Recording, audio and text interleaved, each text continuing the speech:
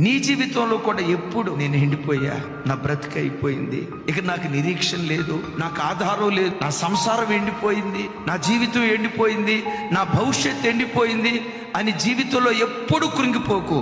ఈ దేవుడు ఎవరో తెలుసా?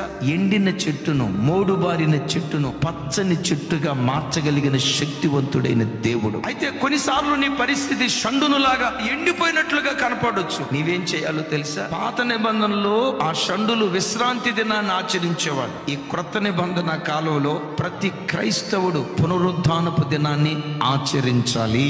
తీర్మానం చేసుకో.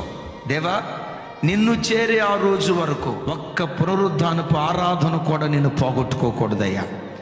ఆరోగ్యం సహకరించకపోయినా ఆ బలహీన స్థితిలోనే మీ మందిరానికి వచ్చి ఏదో ఒక మూలను కూర్చొని గోడగా అనుకొని స్తోత్రం అంటా కూర్చుంటా, గానీ నీ సన్నిధిని నేను విడిచిపెట్టనయ్యా, విడిచిపెట్టను.